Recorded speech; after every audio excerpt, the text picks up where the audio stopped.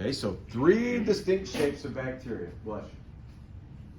Now, this by itself is not very confusing. And this is going to make up a good part of the test is being able to look at it and think, oh, it's round, or oh, it's rod-shaped, or oh, it's a spiral. But there's numbers involved. Pretty easy, I think, all in all. Okay, so the first shape that bacteria come in, as far as I know, they haven't discovered any different shapes. So if we find something on Mars, who knows?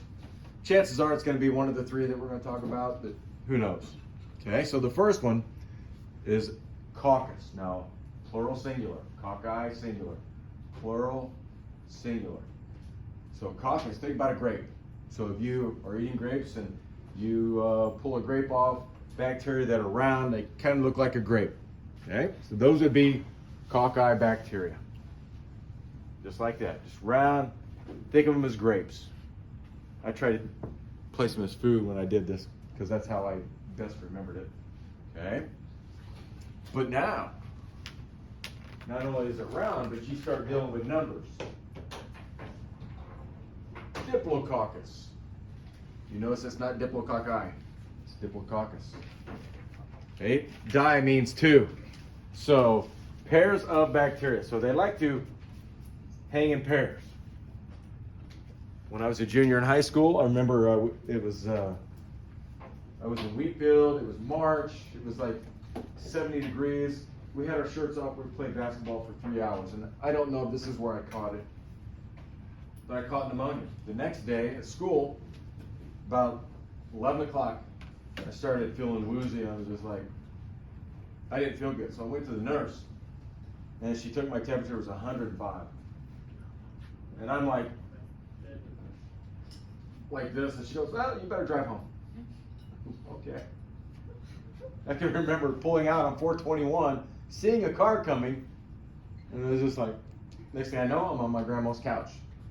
And she's wiping me down with water, and go to the hospital, I have pneumonia. Okay, spent a week right over there getting pummeled by the nurses, because if you've ever had pneumonia, you know they lay you down, and they pound your back and loosen up all the bacteria. But that is the main bacteria causing pneumonia. So if you've had that, unless it was viral, this is probably what you had. Okay, so Coccus, remember, round. Probably the vast majority of infections are from a Coccus bacteria. Okay, now check out the shape.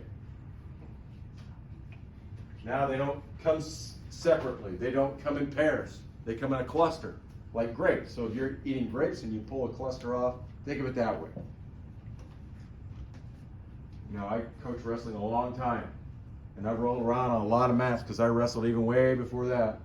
And I don't remember in school ever catching MRSA when I wrestled. But after, when I started coaching, MRSA became, I think, kind of commonplace. I've had MRSA, had it right here on my calf.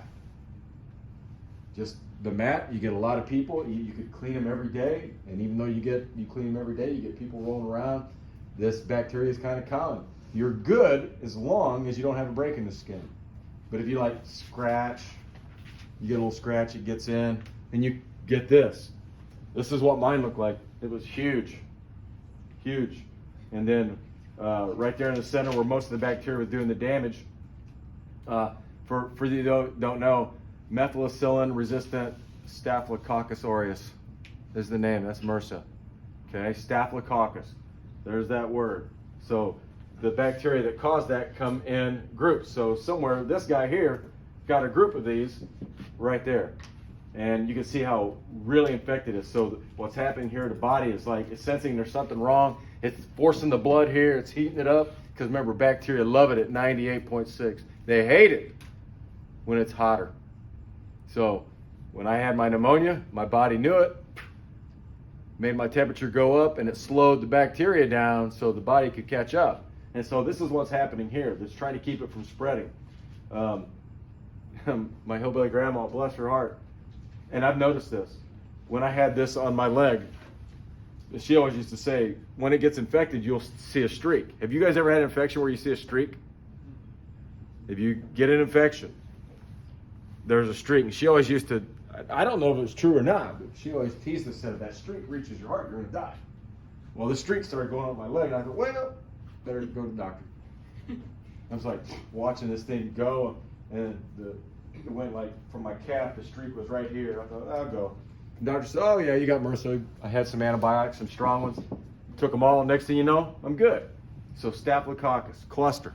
Staphylo means cluster. See how the numbers are relating to it?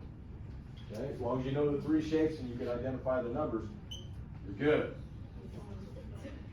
Okay, Streptococcus. You guys have had strep throat before. You've had this. You've had a run-in with this guy. Strep is pretty severe. Pretty severe.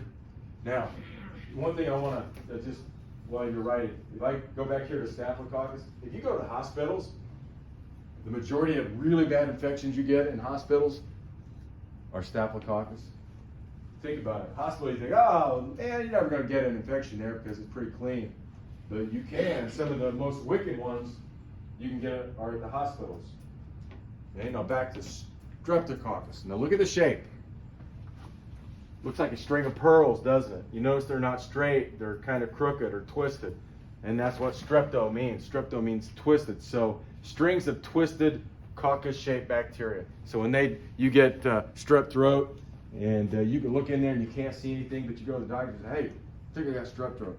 And so what they'll do, if it's a viral, they'll be able to tell. So they get that nice long, like Q-tip, and then they start going like this down your throat, and you're like, oh, I'm gonna throw up.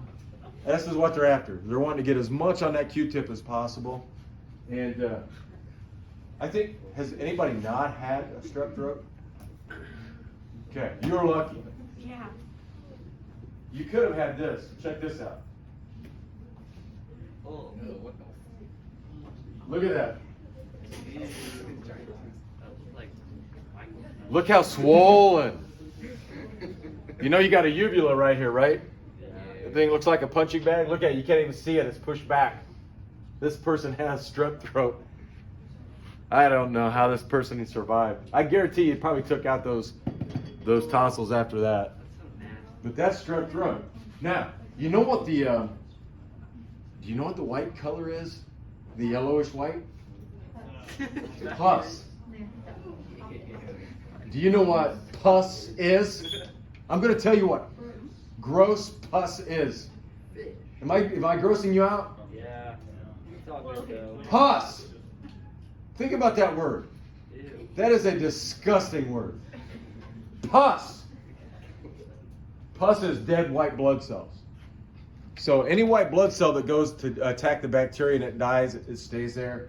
And that's what you're seeing there. You're seeing that cluster or that coating of dead white blood cells. Okay, I'm going to move on so I don't make people sick. Okay, next one. Okay, so that's it for the round shape. So you have cocci, you have Diplococcus, Staphylococcus, Streptococcus. Now you got the rod-shaped. You have rod-shaped. And they look like hot dogs. If you like yogurt, yogurt is made with, I suppose there could be some round ones, but the ones I remember, most of the yogurts are made out of a Bacillus. And they take that milk, sugar, and they change it over to something like an acid. Makes it sour, makes it good. Okay? So Bacillus, or Bacilli, you got your plural, you got your singular. Now, here's what it looks like. If you would actually see this, look how they're arranged in pairs. See how they're arranged in pairs? This is Diplobacillus. Diplobacillus. How many of you ever had pink eye? Look at this pink eye. He's activating his shine. And if you've had pink eye, you know what and I've had it too. You always, always, always are doing this. Right? If you've had it, you know it itches and it burns and it waters, and you do this, and that's the bacteria's way of spreading. And so when you get it and you're at school and they know you have it, what do? They send you home. Because what's happening is you're going, oh, my eye. Oh. And then little Joe comes in and goes, oh. Next thing you know, he's doing the same thing. So it's very contagious. Poor Joe. Okay. Also, E. coli is like this. So if you get an E. coli infection, or you may hear of E. coli on some vegetables, that comes from the intestine, and it gets on vegetables because sometimes they use animal waste in the fields, and the rain splashes the bacteria back up. Normally, they're pretty good at killing it. Now, you're going to watch like a 16-minute little video about a bacteria named Vibrio fischeri. See this picture? This is what it's going to look like. This isn't it. This is what's causing that poor person's issues, but it'll look just like it's Diplobacillus. Okay? Streptobacillus. They look young though. Maybe you can all find out. So I started looking for diseases caused by Streptobacillus infection, and you can see they're just chains. It looks like sausage links together, just like that. Just like you'd see at some like store or some kind of market. Sometimes they hang them up and over, and you get to see them. And I was trying to find a disease that was caused by a Streptobacillus, and I came up with rat bite fever, but I can't remember exactly. I don't think it's deadly, and you get a fever, and you don't get it unless you're bitten by rats. So just don't get it. So don't get bitten by rats, and you won't have it. But that's an actual disease. So Streptobacillus. You notice there was one we left out there. Which one did we leave out? Staph. You're not going to find clusters of rod shaped. Okay, so that makes it a little easier.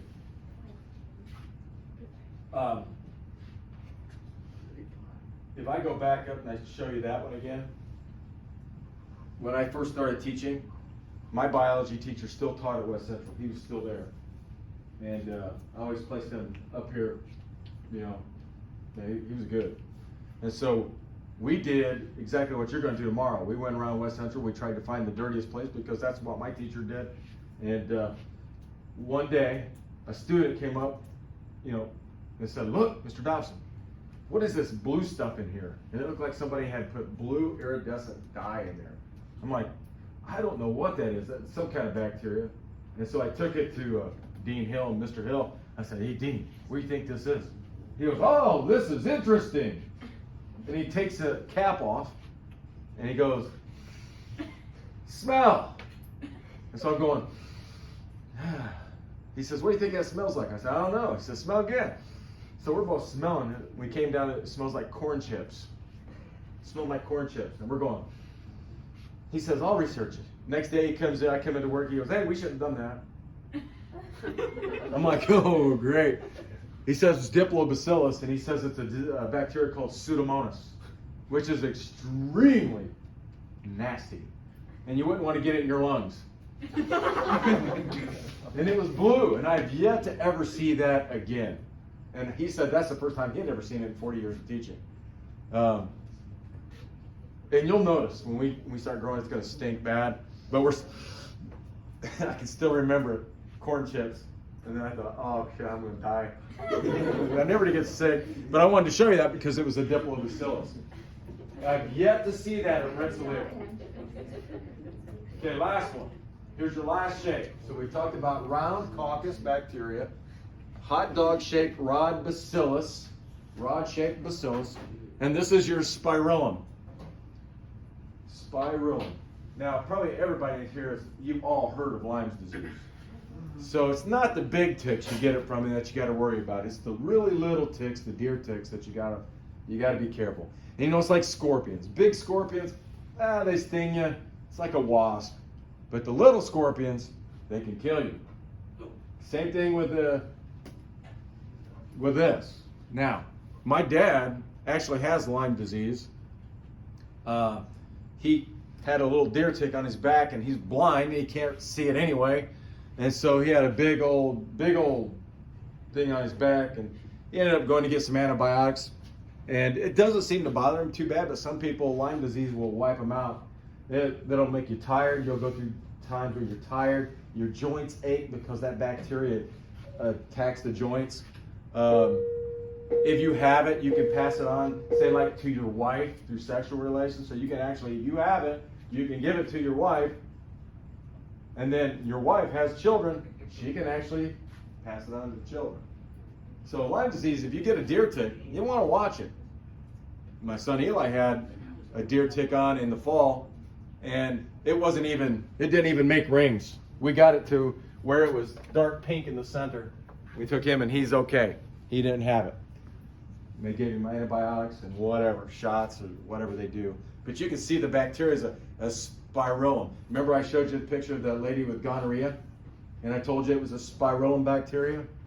Okay, there's also another one. When I was actually a freshman in that guy's biology class, we did the exact same thing we're going to do. And I felt kind of lazy. And my partner, Robert Rich, you'll never forget it, he says, let's just do the doorknob. So we walked over and we swabbed the doorknob. And after about 2 or 3 days, we had a big dark red ring in it. And we took it to the teacher, Mr. Hill. He says, oh, that's interesting. He didn't smell that. And he didn't touch that. You know, he just looked at it. He opened it up and was checking it out, but he didn't. He says, "Oh, that's probably a spirillum. That probably causes." And I don't know. He could have been confused. He said, to my freshman memory, way back then, he said it was venereal disease on our doorknob of our school. So this bacteria all around you. You probably got some on your skin. You're probably fine because you're pretty clean people, I think. But anyway. Look what happens if you don't catch Lyme disease in time.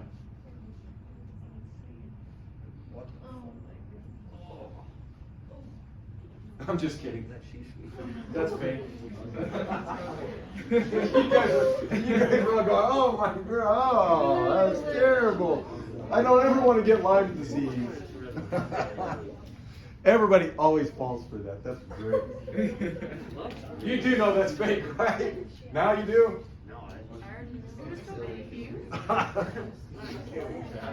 That is awesome.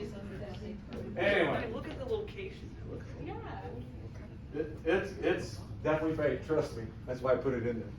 Anyway, so your 3 shapes. Know them well. Diplobacillus. You're going to see on this video I want you guys to watch, and then after we're done, the time is all yours. You and I have a language, right? English. Humans understand each other when they talk, right? We come in different languages, but we can understand each other. Can different animals understand each other? Yes. Have you ever seen a bull that's mad at you? Yes. How do you know he's mad at you? Yeah, he's definitely posturing up, right? Or how do you know a dog is threatening? Well, it's baring the teeth. See, we can talk to others. We understand. It's kind of a crude language there.